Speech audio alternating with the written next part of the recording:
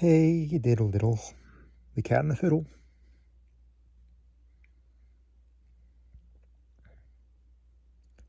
Since the world began, there have been two Jeremys. The one wrote a Jeremiad about usury and was called Jeremy Bentham. He has been much admired by a Mr. John Neal and was a great man in a small way. The other gave name to the most important of the exact sciences and was a great man in a great way. I may say indeed, in the very greatest of ways. Diddling, or the abstract idea conveyed by the verb to diddle, is sufficiently well understood. Yet the fact, the deed, the thing, diddling, is somewhat difficult to define.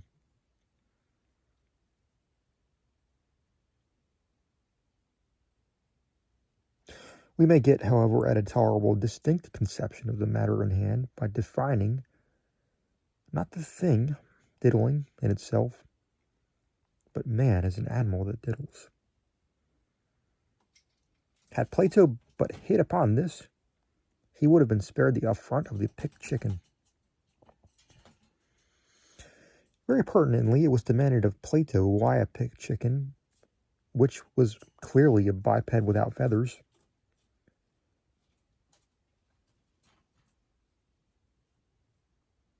was not, according to his own definition, a man. But I'm not to be bothered by any similar query. Man is an animal that diddles, and there is no animal that diddles but man. It will take an entire hen coop of picked chickens to get over that.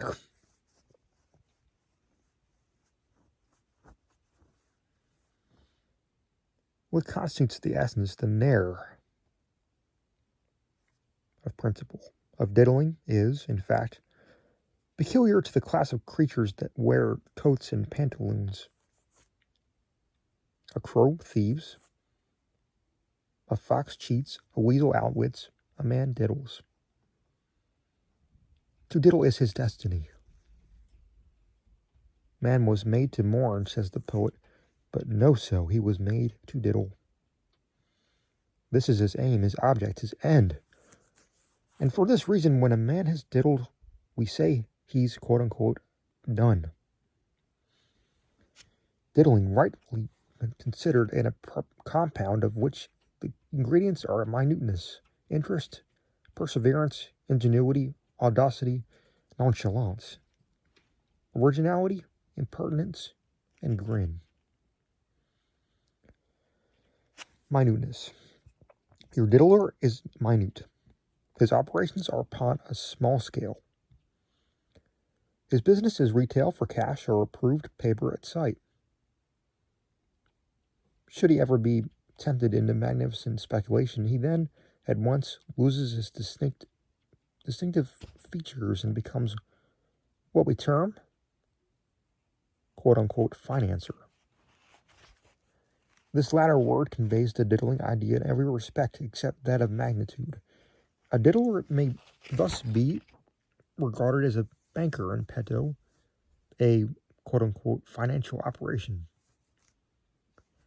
As the diddle at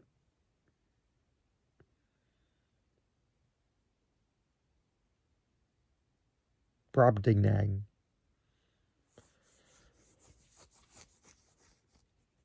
The one is to the other as a Homer to Flaccus,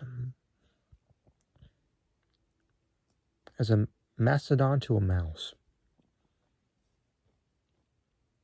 as the tail of a comet, as that of a pig.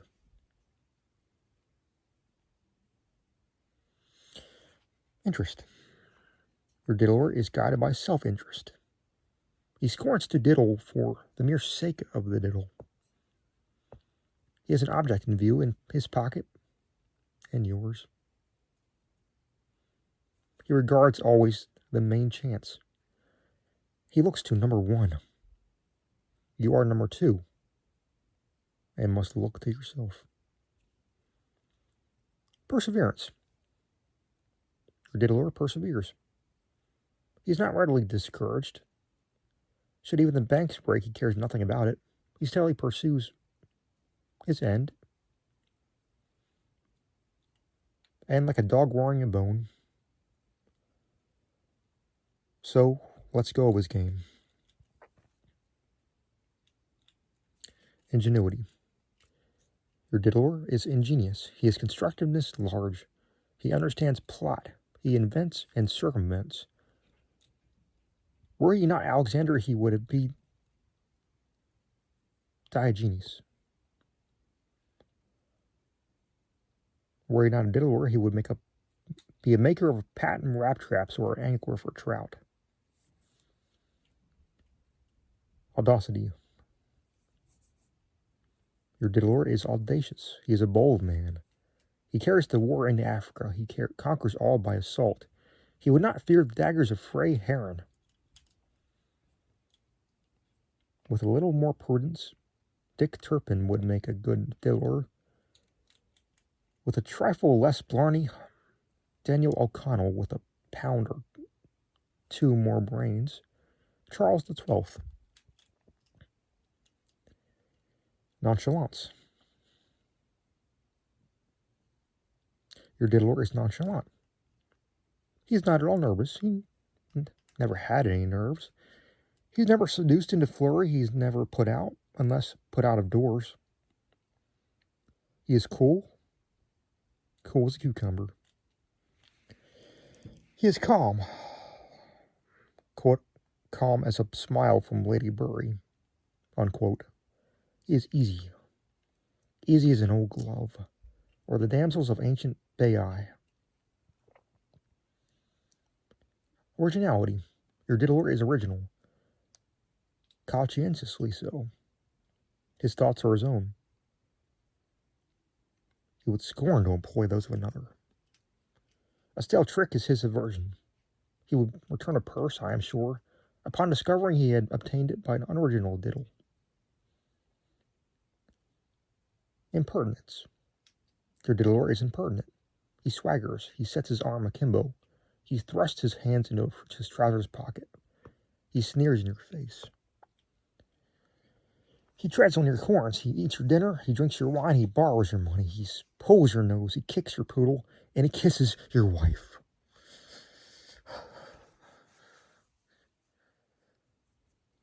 Again, grin.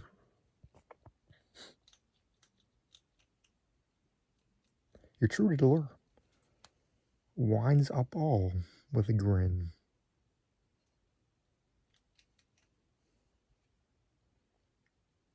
But nobody sees this but himself. He grins when his daily work is done. When his allotted labors are accomplished at night at his own closet, altogether for his own private entertainment, he goes home. He locks his door.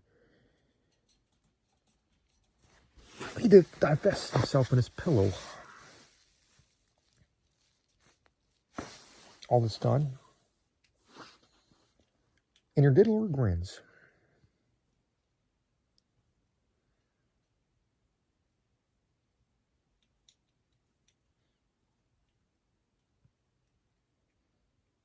This is no hypothesis. It is a matter of course. Reason a priori in a diddle would be no diddle without a grin.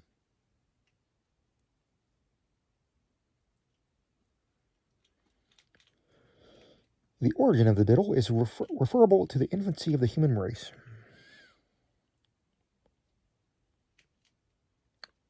Perhaps the first diddler was Adam. At all events, we can trace the science back to a very remote period of antiquity. The moderns, however, have brought it to a perfection never dreamed of by our own thick-headed progenitors. Without pausing to speak of the quote-unquote old saws, therefore, I shall content myself with a compendious account of some of the more quote-unquote modern instances. A very good diddle is this. a housekeeper in one of a sofa.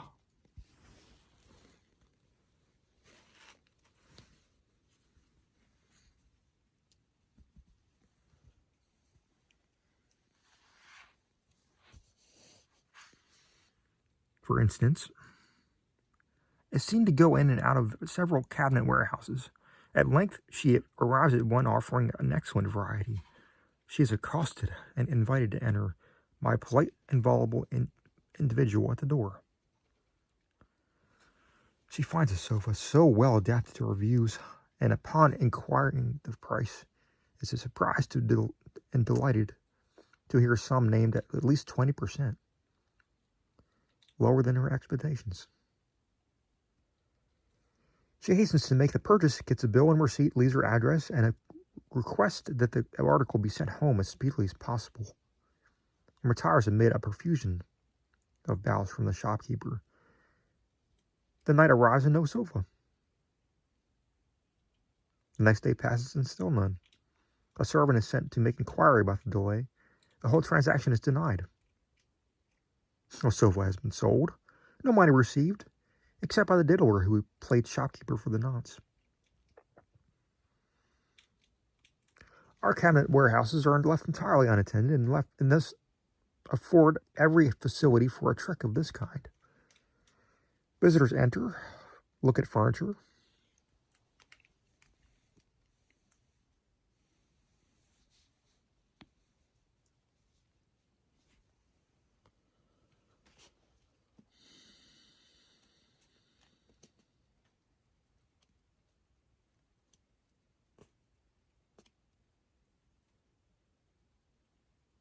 and depart, unheeded and unseen. Should anyone wish to purchase or to inquire the price of an article, a bell is at hand, and is considered aptly sufficient. Again, quite a respectable diddle is this. A well-dressed individual enters a shop and makes a purchase to the value of $1, finds, much to his vexation, that he has left his pocketbook in another coat pocket, and so says to the shopkeeper, "My dear sir, never mind, just oblige me, will you, by sending the bundle home? But stay, I really believe that I have nothing less than a $5 bill, even there. However, you can send $4 and change with the bundle, you know." "Very good, sir," replies the shopkeeper, who entertains at once a lofty opinion of his high-mindedness of his customer. "I know fellows," he says to himself, "who would just have put the good under their arm and walked off with a promise to call and pay the $1 as they came by in the afternoon." A boy is sent with a parcel and change. On the route, quite accidentally, he is met by the purchaser, who exclaims, "Ah, this is my bundle, I see. I thought you would have been home with it long ago." "Well, come on. My wife, Mrs. Trotter, will give you the $5. I left instructions with her to that effect. The change you might as well give to me. I shall want some silver for the post office." "Very good. 1, 2. Is this a good quarter? 3, 4. Quite right. Say to Mrs. Trotter that you met me, and be sure now, and do not loiter on the way." The boy doesn't loiter at all, but he's a very long time in getting back from his errand, and no lady of the precise name of Mrs. Trotter is to be discovered. He consoles himself, however, for that he has not been such a fool as to leave the goods without the money, and re-entering the shop with a self-satisfied air, feels sensibly hurt and indignant when his master asks him what has become of the change. A very simple diddle, indeed, is this. The captain of the ship which is about to sail is presented by an official-looking person with an unusually moderate bill of city charges. Glad to get off so easily and confused by 100 duties pressing upon him all at once, he discharges the claim forthwith.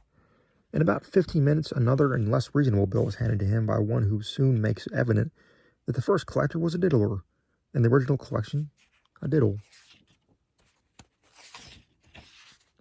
And here, too, is somewhat a similar thing. A steamboat is casting loose from the wharf. A traveler, portmanteau in hand, is discovered running toward the wharf at full speed.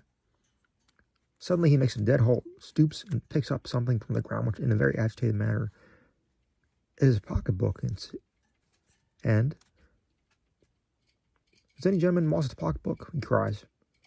No one can say that he has exactly lost a pocketbook, but a great excitement ensues when a treasure trove is found to be of value. The boat, however, must not be detained. Time and tide waiting for no man, said the captain. For God's sake, stay only a few minutes, said the finder of the book. The true claimant will presently appear. Can't wait, replies the man in authority. Cast off there, do you hear? What am I to do? Asked the finder in great tribulation. I'm about to leave my country for some years, and I cannot conscientiously retain this large amount in my possession. I beg your pardon, sir. Here he addresses a gentleman on shore. But you have the air of an honest man. Will you confer upon the favor of taking charge of this pocketbook? I know I can trust you. And of advertising it? The notes, you see, amount to a very considerable sum. The owner will no doubt insist upon you rewarding you for your trouble. Me? No, you. It was you who found the book. Well, if you must have it so, I will take a small reward just to satisfy your scruples. Let me see. Why, these notes are all hundreds. Bless my soul. 100 is too much to take. 50 will be quite enough, I'm sure. Cast off there, says the captain. But then I have no change for 100, and upon the whole you had better cast off there, says the captain. Never mind, cries the gentleman on shore. He has been examining his own pocketbook for the last minute or so. Never mind, I can fix it. Here's a 50 on the Bank of North America. Throw me the book. And over-conscientious finder takes the 50 with marked reluctance and throws the gentleman the book as desired, while the steamboat fumes and fizzes on her way. And about half an hour after departure, the quote-unquote large amount is seen to be a quote-unquote counterfeit presentment, and the whole thing a capital diddle.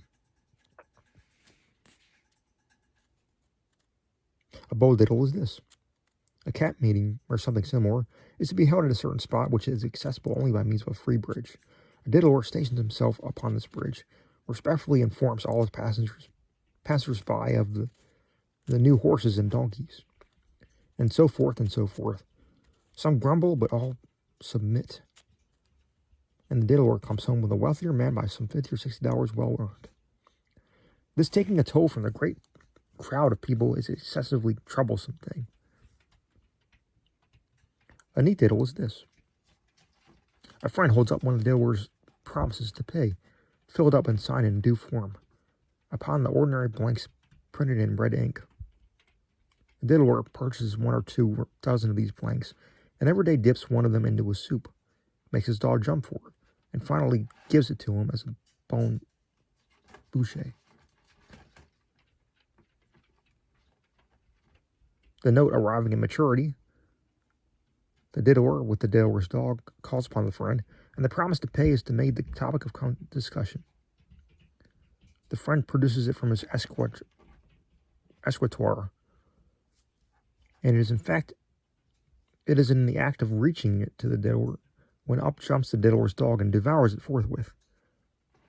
The diddler is not only surprised but vexed and incensed at the absurd behavior of his dog, and expresses its entire readiness to cancel the obligation at any moment, when the evidence of the obligation shall be forthcoming.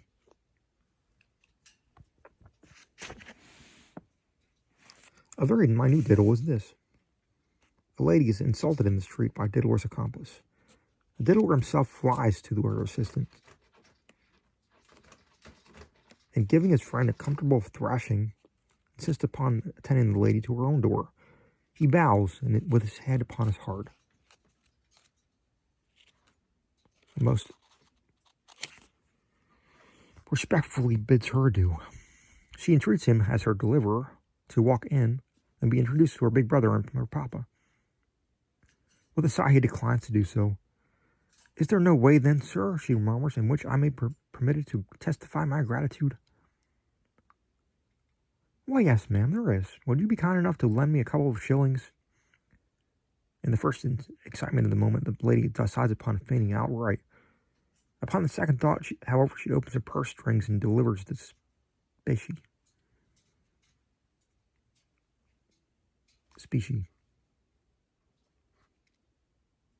Now this, I say, is a diddle minute. For one entire moiety of the sum borrowed has to be paid to the gentleman who has the trouble of performing the insult, and who had thence to stand still and be thrashed for performing it. Rather small but still scientific diddle is this. Diddler approaches the bar of a tavern and demands a couple of twists of tobacco. These are handed to him when, having slightly examined them, he says, "I don't much like this tobacco. Here, take it back and give me a glass of brandy and water in its place." Brandy and water is furnished and imbibed. But the diddler makes his way to the door, but the voice of the tavern keeper arrests him. "I believe, sir, you have forgotten to pay for your brandy and water." "Pay for my brandy and water? Didn't I give you the tobacco for the brandy and water? What more would you have?" "But, sir, if you please, I don't remember that you paid for the tobacco." "What do you mean, you scoundrel?"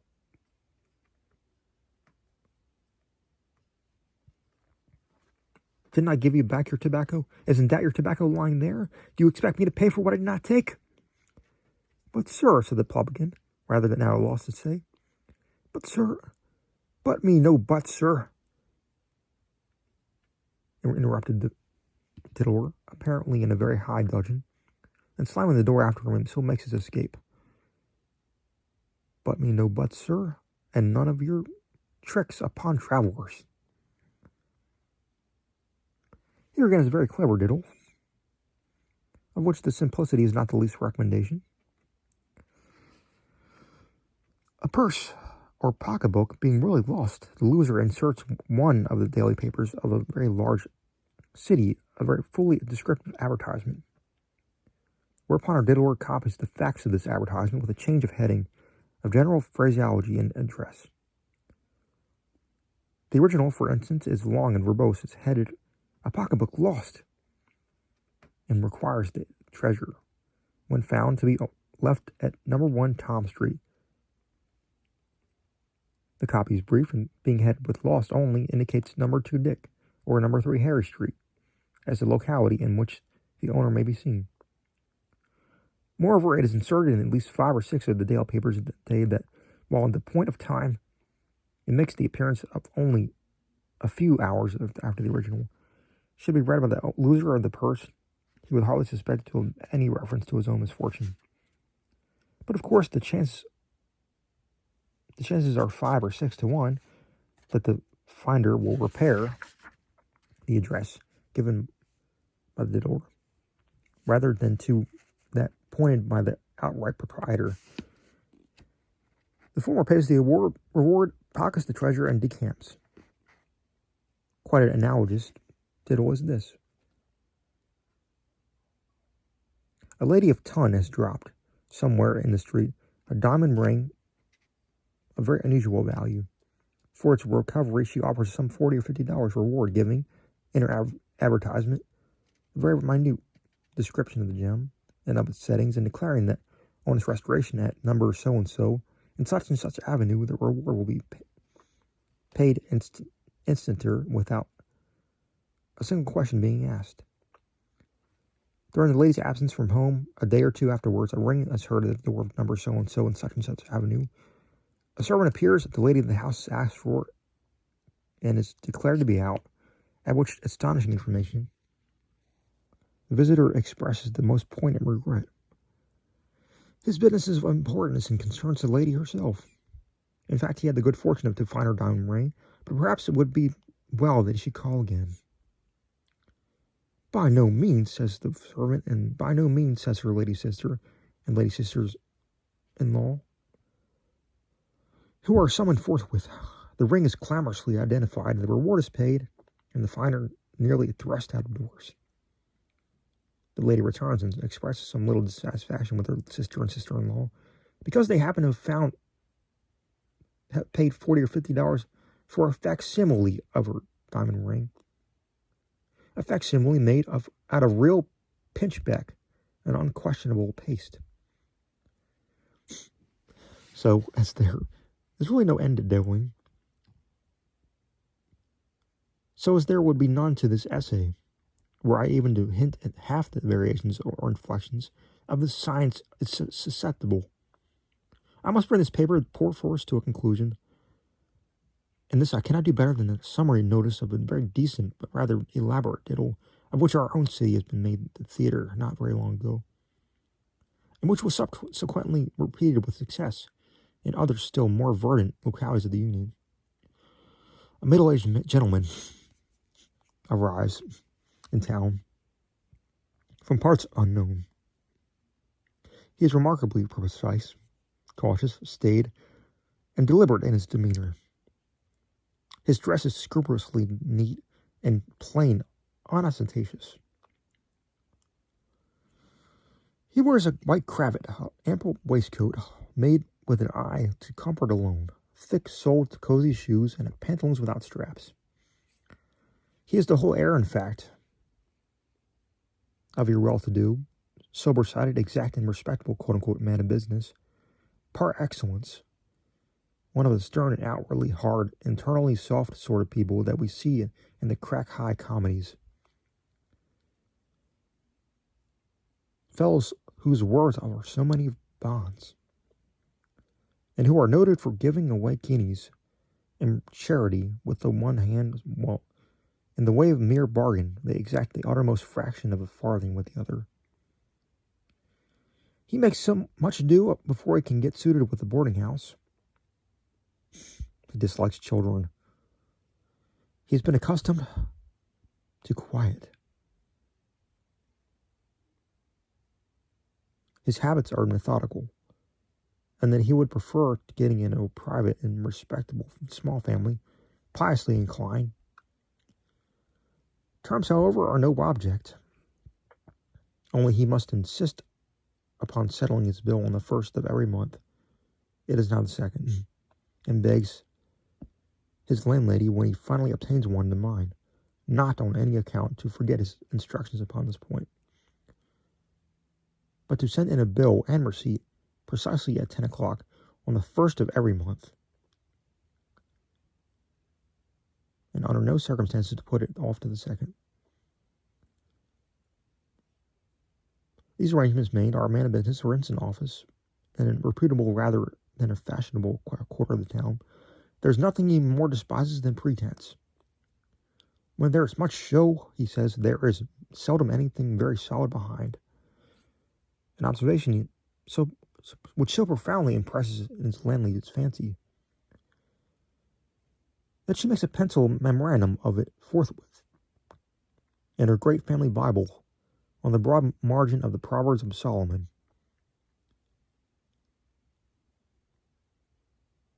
The next step is to advertise after some such fashion as this. In the principal business, 6 pennies of the city, the pennies are eschewed as not quote-unquote respectable, and is demanding payment for all advertisements in advance. Our man of business holds it as a point of his faith that work should never be paid for until done. Wanted. The advertisers,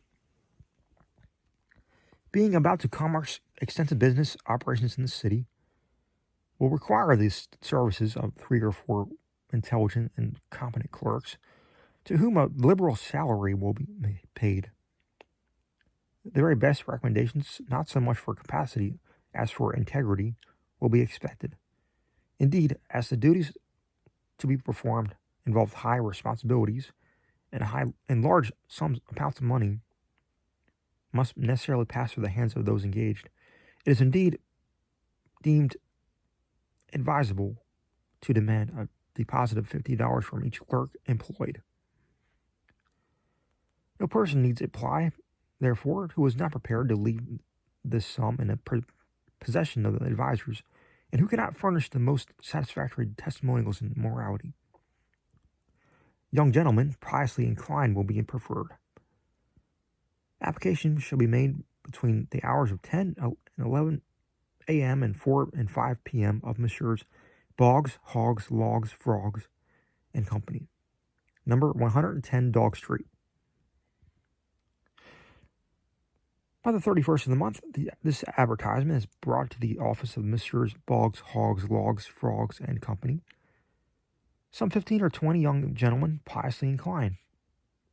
But our gentleman of business is in no hurry to conclude a contract with any of. No man of business is ever precipitate.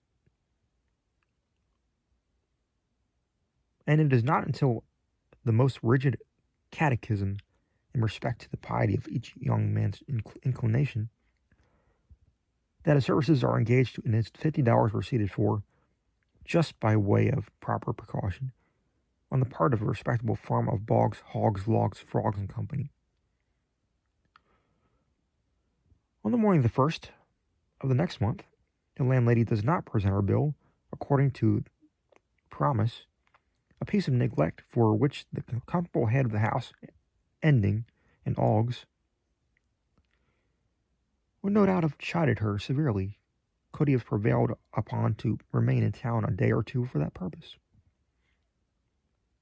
As it is, the constables have had a sad time of it, running hither and thither, and all they can do is to declare the man of business most emphatically a, quote, hen knee high, unquote, by which persons imagine them to imply that he is, in fact, he is NEI. By which, again, the very classical phrase, non est inventus, is supposed to be understood. In the meantime, the young gentlemen, one and all, are somewhat less piously inclined than before, while the landlady purchases a shilling worth of best Indian rubber, and very carefully obliterates the pencil memorandum that some fool has made in her great family Bible on the broad margin of the Proverbs of Solomon.